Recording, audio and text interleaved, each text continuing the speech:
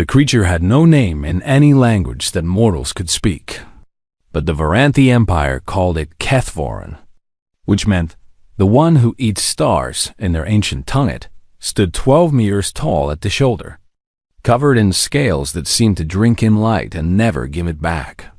And its eyes burned like dying suns trapped in crystal orbs the size of small shuttlecraft for 300 years. This magnificent and terrifying beast had served as the symbol of the Varanthi Emperor's absolute power over 1,000 worlds when the Emperor walked into battle. Kethvorin walked beside him when the Emperor demanded tribute from conquered species. The beast stood behind his throne when enemies thought about rebellion.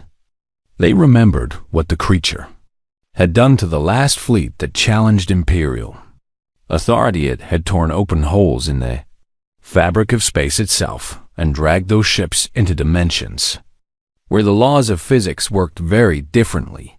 Nobody had rebelled for a very long time after that, but now the Emperor was dead. An assassin's blade had found his throat during what should have been a routine ceremony, and the galaxy had watched in shock as the most powerful being in known space bled out on the floor of his own throne room. His daughter Valeth was supposed to take his place, but there was a problem. The beast would not accept her. In fact, the beast would not accept anyone since the Emperor's death 3 months ago. Kethvorin had retreated into its containment sphere, a pocket dimension folded into the heart of the Imperial Palace, and it had refused every single handler the Empress sent to establish a bond. 17 handlers had entered that sphere. 14 of them had been reduced to their component atoms in the space between one heartbeat, and the next 3 others had simply stopped existing in any way that the Varanthi scientists could measure or understand. Their matter scattered across dimensions that mortal minds could not comprehend.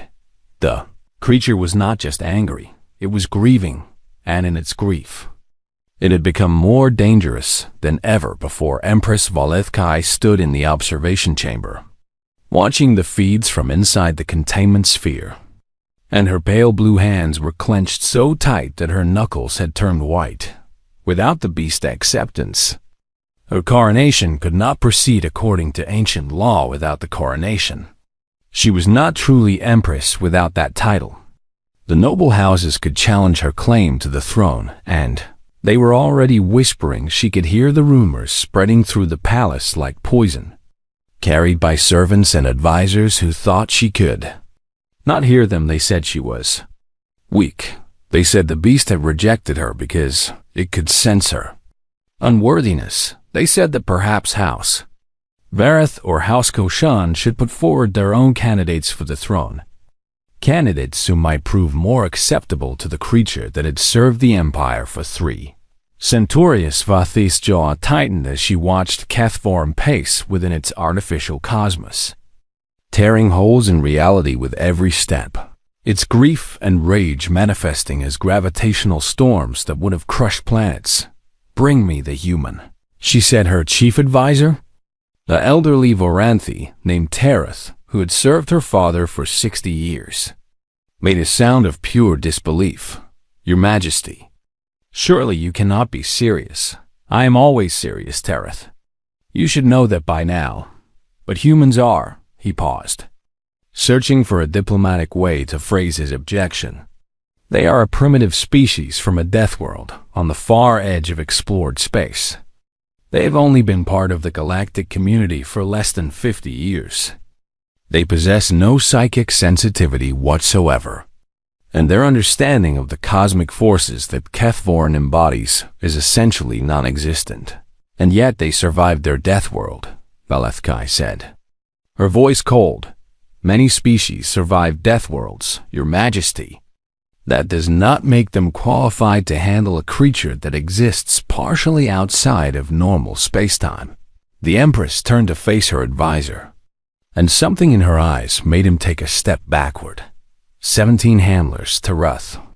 17 of the finest psychically gifted individuals in my empire have entered that sphere, and 17 have died. The creature has rejected every form of mental dominance. Every empathic submission protocol, every technique that has worked for 300 years. She turned back to the observation window. Perhaps it is time to try something completely different. But a human cannot even form a psychic bond. Your Majesty, they are Sinal. Their minds are close to the frequencies that Kethvaran uses to communicate.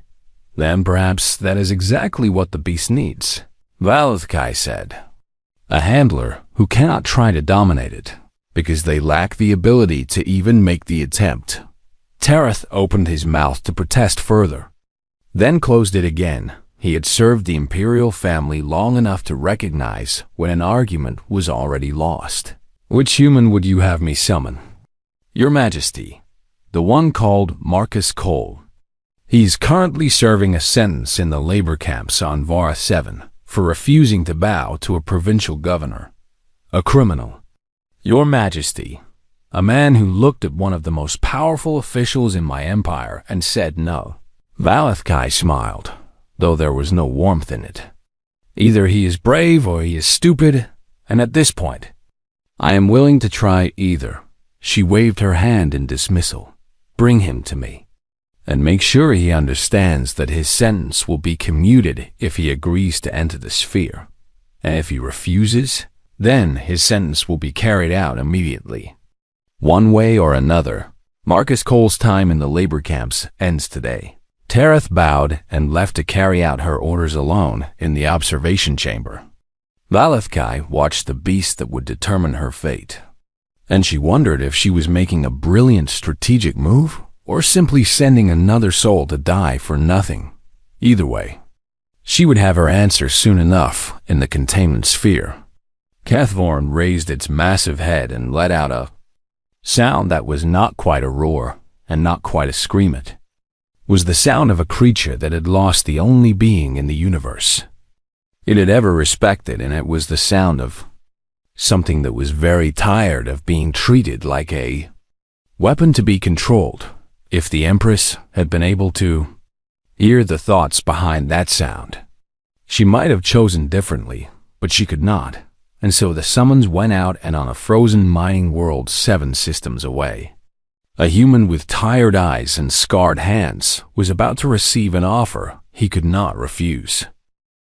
Marcus Cole had been many things in his 43 years of life. He had been a veterinarian in a small town in Montana, spending his days treating horses and cattle and the occasional wolf that wandered too close to human territory. He had been a soldier when the Varanthi Empire made first contact with Earth and demanded immediate surrender. He had been a combat medic when humanity refused that demand and fought back with everything they had. He had been a prisoner of war when his unit was captured during the Battle of Europa. Station, he had been a survivor when he escaped from the prison transport and made his way back to human space through 3 months of hiding and running and doing things he did not like to remember. And when the war ended with a treaty that satisfied no one but killed no more soldiers, he had become something else entirely, a wanderer, man with no home and no purpose and no reason to stay in one place for very long. That was how he had ended up on Vara 7, a frozen mining world where the Varanthi Empire sent the people it wanted to forget about. He had not meant to become a prisoner. Again, he had simply been passing through the provincial capital when a governor's procession had blocked his path, and a guard had demanded that he kneel and bow his head as the governor's vehicle. Past Marcus had looked at the guard and said no. It was not a political statement. It was not an act of rebellion. He had simply spent too many years bowing to Varanthi authority, and something inside him had decided that he was done. The guard had been shocked enough that Marcus had almost gotten away. Almost. Now he stood in the processing room in the main labor camp, his hands and feet chained, watching as a Varanthi official in expensive robes read from a datapad with obvious distaste. Marcus Cole, citizen of Earth, currently serving a sentence of 15 years hard labor for disrespecting an imperial official. Is that correct? That is what the paperwork says. Do not be clever with me. human. I am not here because I want to be. Marcus shrugged, as well as he could, with his hands chained. That makes two of us. The official's face twisted with annoyance. But he continued reading, "You have been summoned by direct order of Empress Valethkai to the imperial capital. You are to serve as a handler candidate for the creature known as Kethvorin." Marcus stared at him. "I am sorry. I must have misheard you. It sounded like you said I was being summoned to handle the Emperor's beast." "That is exactly what I said. The same beast. That has killed 17 handlers in the past 3 months." "Correct. The creature that can tear holes in the fabric of reality and exists partially outside normal space-time." "You are well informed for a labor camp prisoner," Marcus laughed. Though there was no humor in it. Everyone in the galaxy knows about Kethvorin. It is not exactly a secret. And everyone also knows that the thing has gone mad with grief and is killing anyone who gets near it. That is why you have been selected. Because you have run out of qualified candidates, and now you are just throwing bodies at the problem. The official did not deny it. If you agree to enter the containment sphere and attempt to establish a bond with the creature, your sentence will be immediately commuted. You will be given transportation back to human space and a generous payment for your service. And if I refuse, then your sentence will be carried out in full. And I should mention that the mortality rate in these mines is quite high. Most prisoners do not survive more than 5 years. Marcus was quiet for a long moment. "So my choices are to die slowly in a frozen mine or die quickly in a pocket dimension, being torn apart by a grief-stricken cosmic horror." That is an accurate summary. Yes, when you put it that way. The quick death sounds almost appealing. The official's expression flickered with something that might have been surprise.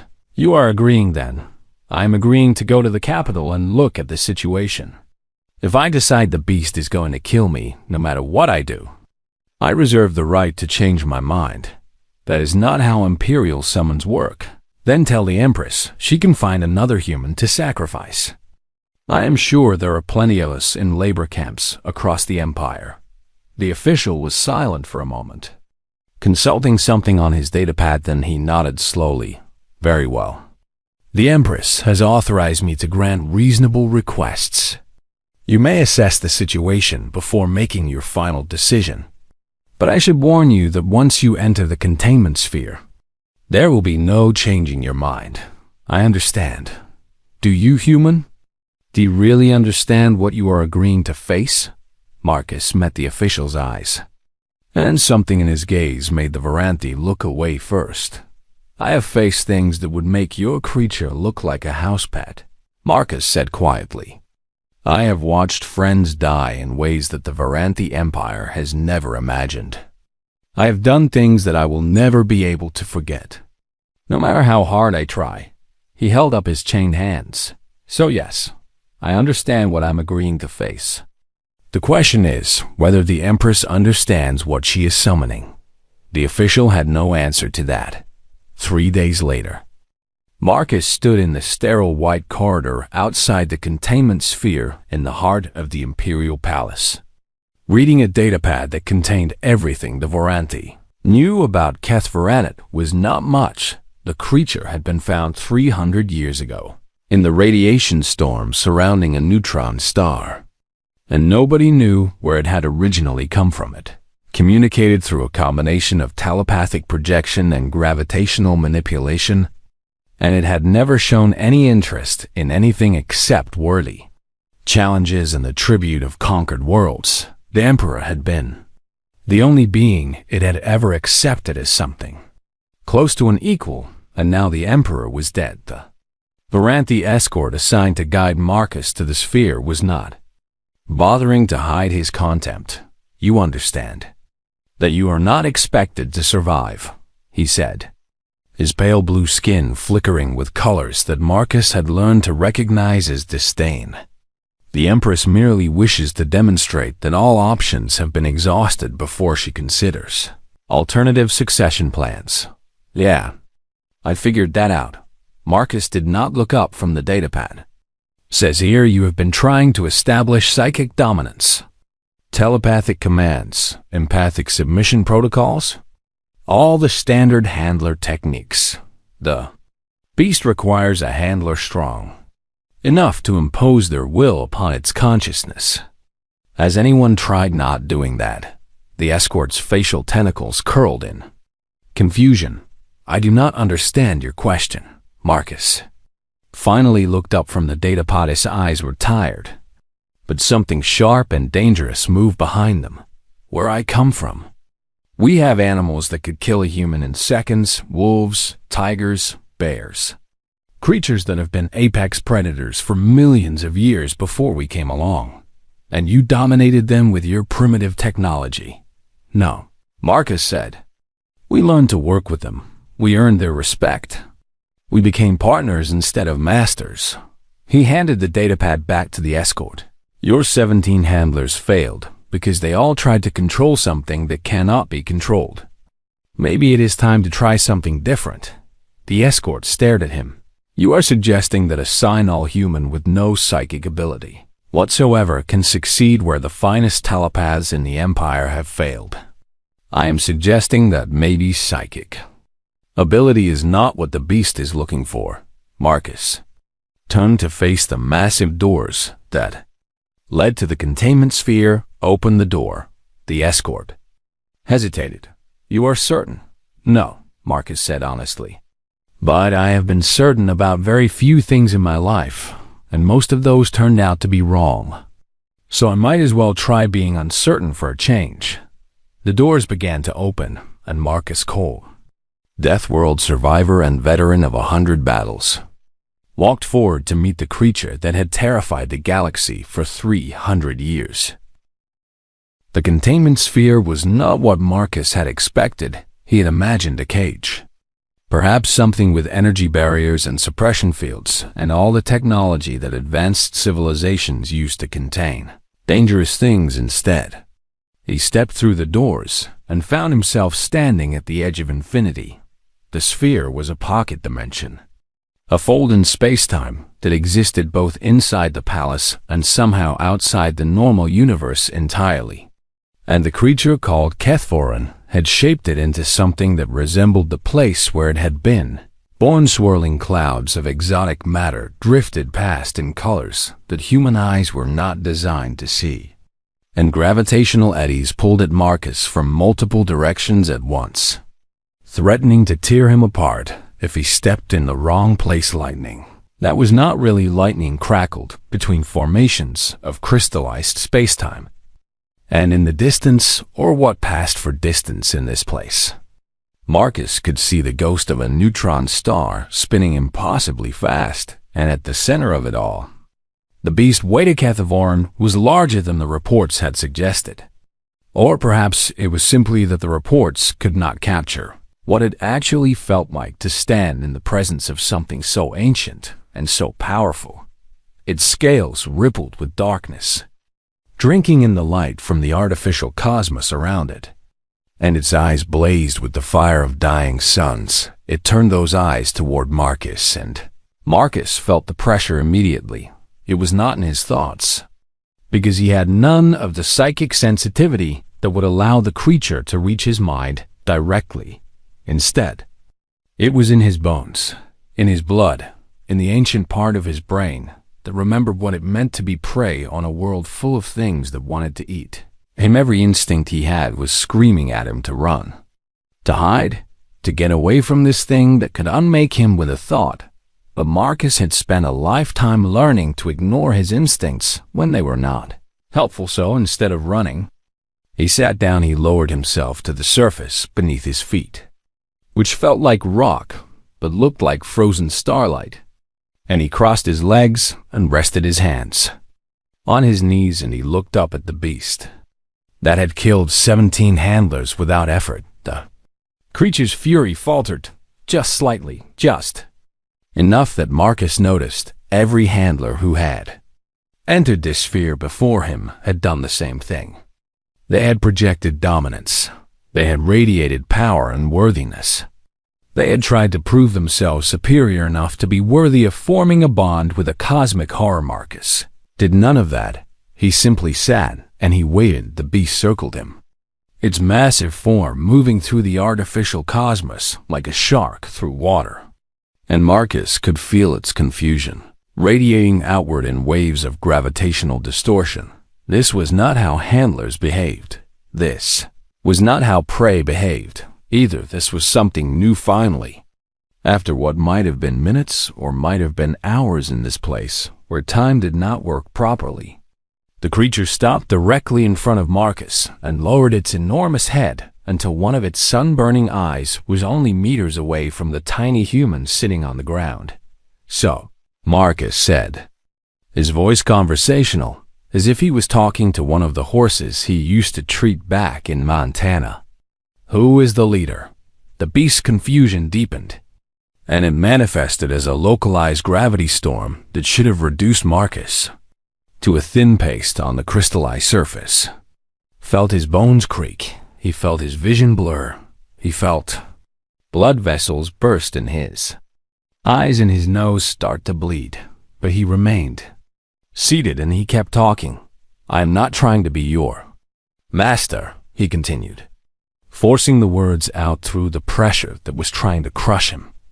"I am not trying to dominate you or control you or prove that I am somehow worthy of your attention." The pressure eased, just slightly, just enough that Marcus could breathe again. "I am asking a simple question. Between you and me, right now, in this place, who is in charge?" There was a long moment of silence, and then the beast spoke. It was not a voice, not exactly. It was more like the idea of words pressed directly into Marcus's brain, despite his lack of psychic sensitivity. Carried on waves of gravitational force that bypassed his non-existent telepathic receptors entirely. "I am." The beast thundered, and the words echoed through the artificial cosmos like the birth of a star. "I have always been good," Marcus said, and he wiped the blood from his nose with the back of his hand. "Then act like it." The creature went very still. "Explain for the past 3 months. You have been destroying everyone who enters your domain. You have been tearing holes in reality and screaming your grief at a universe that does not care. You have been acting like an animal that has lost control." Marcus looked up at the eye that could have incinerated him with a glance. "Is that what a leader does?" The pressure began to build again. But this time Marcus could feel something different behind it. Not just rage and grief, but something that might have been shame. "The Emperor is dead. I know. He was the only one who understood. I know that too. And now they send me insects and worms who think they can replace him. Creatures who believe that power alone is enough to earn my respect. And you killed them. They deserve to die." "Maybe they did," Marcus agreed. "But killing them did not bring the Emperor back, and it did not make you feel any better. Did it?" The beast was silent. "I have lost people too," Marcus said quietly. "Friends, family, soldiers who trusted me to keep them alive and died anyway.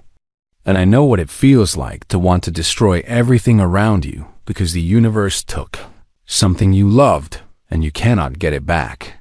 He looked up at the creature that had terrified a galaxy. But destruction does not fill the emptiness. It just makes the emptiness bigger. And eventually you realize that you have been so busy destroying things that you have forgotten what you were protecting in the first place. "You know nothing of what I have lost." "No," Marcus admitted. "I do not. I cannot even begin to understand what it feels like to be something like you. To have existed for however many thousands of years you have existed. To have walked beside an emperor and watched civilizations rise and fall." He shrugged. "But I know grief. And I know that grief shared is grief that can be survived. And I know that a true leader does not abandon their responsibilities just because their heart is broken." The beast studied him for a long moment. Its eye blazed with fire that could have consumed worlds. But Marcus did not look away finally. The creature spoke again. "Away, why are you here?" "Marcus Cole, because I was given a choice between dying slowly in a frozen mine or dying quickly in a pocket dimension, Marcus said honestly. And I thought that if I was going to die anyway, I might as well try to do something interesting first. The beast made a sound that might have been a laugh. If cosmic horrors could laugh, why? I find that lying takes too much energy. And I do not have much energy left. You are tired. I am exhausted, Marcus agreed.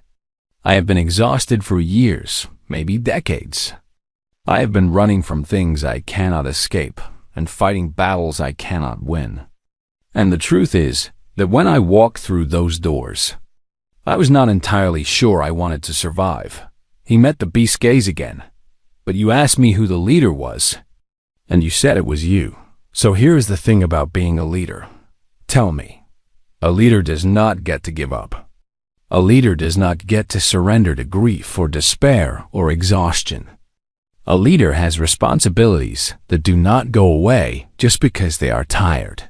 Marcus spread his hands. So if you are the leader here, then lead. Decide what you want to do with your grief and your power and the rest of your existence. And stop waiting for someone to come along and make that decision for you. The beast was quiet for a very long time then. Slowly, it lowered itself to the ground, and it waited. What are you doing? Marcus asked. I am thinking. The beast said, It has been a long time since anyone gave me something worth thinking, Abe. Marcus nodded and settled himself more comfortably on the crystallized starlight. Take your time, he said. I am not going anywhere, and for the first time since the Emperor's death, the containment sphere was silent. Marcus returned to the containment sphere the next day, and the day after that, and the day after that. He brought no weapons, because weapons would have been useless against something that could tear holes in the fabric of reality. Brought no psychic amplifiers or telepathic enhancers, because he had no psychic abilities to amplify. He brought ration bars from Earth. Chocolate and peanut butter flavor, the good ones that he had been saving in his pack since before the labor camp. And he sat on the crystallized starlight and ate while the beast watched him on the first day. Kethvorin did not speak. It circled Marcus in the artificial cosmos, its form shifting and changing like a storm that could not decide what shape it wanted to be. And gravitational eddies pulled at him from every direction, but it did not try to crush him, and it did not try to unmake him. It simply watched Marcus finish his ration bar and pulled out another one. Want some? He asked, holding it up toward the creature that could have swallowed a small moon. The beast made a sound that was somewhere between confusion and disgust. I do not consume matter in the way that your species does. Fair enough. More for me then. He ate in silence while the creature continued to watch. When he was done, he stood up and walked toward the doors. Why are you leaving? I will be back tomorrow. But why? Because I think you need someone to talk to, Marcus said simply. And I do not have anything better to do on the second day. Marcus talked. He told the beast about Earth, about the blue oceans and the green forests and the mountains that touched the sky. He told it about the animals he had treated when he was a veterinarian. The wolf with 3 legs, who had been shot by a farmer and still led her pack for 5 more years. The blind elephant who could find water sources that sighted elephants could not. The dying tiger who had let Marcus close enough to ease her pain, even though every instinct should have told her to kill him. We call it trust, Marcus explained. When a creature that could destroy you chooses not to, not because it cannot, but because it has decided that you are not a threat. The Emperor never trusted me. The beast said he respected me, and I respected him. But trust was not part of our arrangement. What was your arrangement? He provided tribute, worthy challenges, enemies that were interesting to destroy. In return, I allowed him to stand beside me and use my presence to strengthen HI's rule. So you were partners? The beast considered this. I have never thought of IT that way. But he was. Was he not? He was not your master. You were not his weapon. You worked together because it benefited both of you. Yes, the beast admitted. That is accurate. Then why do all your potential handlers try to dominate you? Why do they approach you as if you are something to be controlled? Because they do not understand. The creature said, and there was ancient weariness in its voice. They see my power and they assume that it must be mastered. They do not comprehend that I choose my partnerships, that I cannot be forced into anything. The Emperor understood. The Emperor was different. He came to me when he was young, barely more than a child by your standards. And he did not try to dominate me. What did he do? He asked if I wanted to see something I and Futuristic Marcus laughed. And the sound echoed strangely in the artificial cosmos. I think I would have liked him. He would have found you amusing. The beast agreed. You have the same quality he had. The ability to look at something that could destroy you and treat it as an equal. Where I come from. We learned a long time ago that trying to dominate apex predators does not work. The ones who tried to force wolves and tigers and bears into submission usually ended up dead. But the ones who learned to work with them, to earn their respect and build something like friendship, those are the ones who survived. Your species domesticated apex predators, not domesticated exactly. That word implies control. We built relationships with them. Partnerships based on mutual benefit and mutual respect. The wolves helped us hunt and we shared our food with them. Over thousands of years they became dogs, and dogs are not our servants or our slaves. They are our friends. The beast was quiet for a long moment. I have existed for longer than your species has been capable of complex thought. It said, finally, I have seen empires rise and fall. I have watched stars die and new ones be born.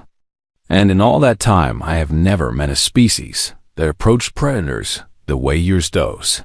We are a strange species. You are a terrifying species. The beast corrected. You come from a world that should have killed you 1,000 times over. And instead of being broken by it, you learned to work with the things that wanted to eat you. We did not have much choice. Our world was not kind to us, but we found ways to survive anyway. On the third day, something changed. Marcus entered the containment sphere and found the beast waiting for him. Its massive form settled on the crystallized surface. Instead of circling in the artificial storms, it lowered its head as he approached, bringing one of its enormous eyes level with Marcus's face. I have been thinking about what? About leadership. About grief, about the things Eusede Marcus sat down across from the creature, close enough that he could have reached out and touched its scales if he wanted to. And what did you decide? I decided that you were right. The beast said, I have been acting like an animal, destroying everything that comes near me, because I did not know what else to do with my pain. Grief makes us do stupid things. It does. The creature agreed, but that is not an excuse. A leader does not get to abandon their responsibilities just because their heart is broken. You said that. And it was true. So what are you going to do now? The beast was quiet for a moment. Then it spoke again. And its voice was different, softer somehow. Less like the roar of a dying star, and more like the whisper of wind through ancient trees. Ta Empress. Valethkai wishes to rule. She does. Her father would have wanted her to succeed him. He spoke of her often. He was proud of her strength and her intelligence. Will you accept her? She is not her father. The beast said, she will not understand me the way he did. She will try to use me as a symbol of her power. And she will never see me as anything more than a weapon to be wielded. That sounds like most rulers. It is. The creature admitted, but her father was different. And I have grown accustomed to being treated as more than a weapon that lifted its head and looked at Marcus with those burning eyes. Why you treat me as an equal? You are an equal. You are actually quite a lot more powerful than me in most ways that matter. And yet you do not fear me. I fear you plenty, Marcus said honestly. You could unmake me without even trying, but fear does not mean I cannot also respect you. Fear does not mean I cannot see you as a thinking being with thoughts and feelings and a broken heart. The beast made that sound again. The one that might have been a laugh. The human says he respects the cosmic horror. The cosmic horror deserves respect. It has lived for longer than my entire species. It has seen things I cannot even imagine, and it is in pain. None of those things make it less worthy of respect. The creature lowered its head again, and this time it pressed its scales against Marcus's outstretched hand. They were cold, colder than the void between stars. But Marcus did not pull away. "I will accept the Empress," the beast said. "I will stand beside her throne and allow her to use my presence to strengthen her rule. As I did for her father, that is generous of you. But I have a condition." "What condition?" The beast's eye blazed with something that was not quite fire and not quite amusement. "You." Marcus stared at the creature. "I'm sorry. What? You stay," the beast repeated. "You are the first being in 300 years who has spoken to me as if I were a person and not a force of nature. The first who has tried to understand my grief instead of trying to dominate me past it." Its scales shifted under Marcus's handi. "Want you to stay. Marcus Cole, I want you to be my partner. As the Emperor was, I am just a human. I have no psychic abilities. I cannot communicate with you the way a proper handler could. I do not want a proper handler." The beast said, "I want you." Marcus was quiet for a long moment. "I was planning to go home," he said finally. "Back to Earth. Back to the mountains where I grew up. I was going to find a quiet place and try to forget about everything I have seen and done. And would that have made you people?" Marcus thought about it. "No," he admitted. "Probably not. I have been running from my pain for a long time. And you are right. Running does not help. It just makes the emptiness bigger." He looked up at the creature that had terrified a galaxy. "You really want me to stay home is where your pack is?" The beast said, "And you have just joined my name." Marcus laughed. And this time, the sound was lighter, less burdened than it had been in years. "All right," he said. "I will stay." And in the observation chamber, watching the feeds with wide eyes, Empress Valethkai saw something that she had never thought possible. The beast that had rejected 17 handlers was nuzzling the small human like a cat greeting its favorite person, and she knew that everything was about to change. The throne room of the Varanthi Empire was the largest enclosed space that most beings in the galaxy would ever see. It stretched for nearly a kilometer from the main doors to the raised platform where the imperial throne sat, and its ceiling soared so high that clouds actually formed inside it on humid days. Today, that vast space was packed with representatives from every noble house in the empire. Thousands of Varanthi in their finest robes, their pale blue skin decorated with patterns of bioluminescent paint that indicated their rank and lineage. They had come for a coronation, but most of them expected to witness a failure. The whispers had been growing louder in the weeks since the human had entered the containment sphere. Rumors that the beast had finally lost its mind completely, that it was communicating with the primitive creature from the death world because it had no other options, that the Empress would be forced to proceed without the traditional blessing, and her reign would be illegitimate from the start. House Vareth had already begun preparing their own candidate for the throne. House Koshin was said to be negotiating with 3 other noble houses for a coalition that would challenge Valethkai's claim, and House Tereth, the most ancient and powerful of all the noble families, was simply watching and waiting to see which way the wind would blow. Empress Valethkai sat on the throne that her father had occupied for 60 years, and she kept her face perfectly still even though her hearts were racing. She had seen the feeds from the containment sphere. She had watched the human sit and talk with the beast as if it were an ordinary creature. She had seen Kethvorn lower its head and accept the human's touch, but she did not know what it meant. She did not know if the beast would truly accept her, or if this was some elaborate trick, or if the human had simply found a way to temporarily calm the creature before it resumed its rampage. She would not know until the doors opened. The ceremonial horn sounded. 3 long notes that echoed through the vast chamber and silenced the whispered conversations. This was it. The doors at the far end of the throne room began to swing open. Massive constructs of metal and crystal that had been designed to impress visiting dignitaries with the scale and power of the Varanthi Empire, and through those doors came something that made every noble in the room take an involuntary step backward. Kethvorin entered first. The beast had compressed its form to merely 8 meters of star-devouring majesty, but that was still large enough to make the ceiling seem suddenly much lower. Its scales rippled with colors that the Varanthi had no names for. Darkness and light and something in between that hurt to look at directly. And its presence sent waves of gravitational distortion through the room that made several nobles lose their balance. But it was not raging, it was not tearing holes in reality. It was walking calmly through the throne room, its massive head held high, its burning eyes sweeping across the assembled aristocracy with something that might have been amusement, and walking beside it, not behind it, not in front of it, but directly beside it, with his hand resting casually on the beast's flank, was the human Marcus Cole. Looked like he had not slept well in several days, and his simple clothes were a stark contrast to the elaborate robes of the Varanthi nobles.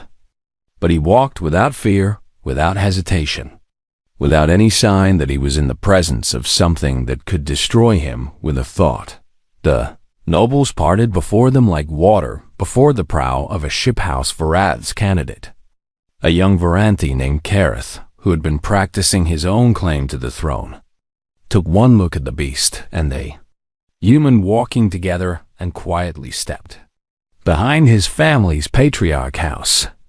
Koshin's negotiators suddenly remembered urgent business elsewhere and began edging toward the side exits. House Tereth's ancient matriarch, a being so old that she remembered the day the emperor had first bonded with Kethvorin 3 centuries ago, watched with eyes that showed no surprise. She had seen this before she knew what it meant.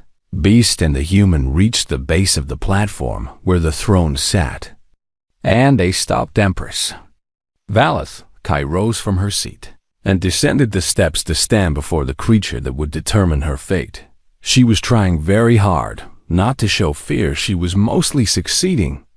Kethvorin, she said, and her voice was steady, even if her hearts were not.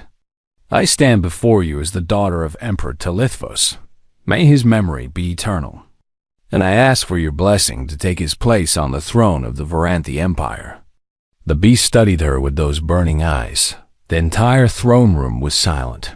Even the nobles who had been plotting against her were holding their breath. Why, oh, you wish to rule? The beast said, and its voice rolled through the chamber like thunder, shaking dust from the ancient stones of the ceiling. It was not a question. I do. Valath Kai said, why her father understood the arrangement between us. He provided tribute and worthy challenges. In return, I allowed him to stand in my shadow and use my presence to strengthen HI's rule. I understand the arrangement. The youth beast lowered its head until its eye was level with the Empress, and Valath Kai forced herself not to step back. Why, or your father was different from other rulers. Kethvorin continued. He saw in me as a partner, not a weapon. He spoke to me as an equal, not a servant. I will do my best to honor his example. That is not enough. A murmur ran through the crowd. This was it.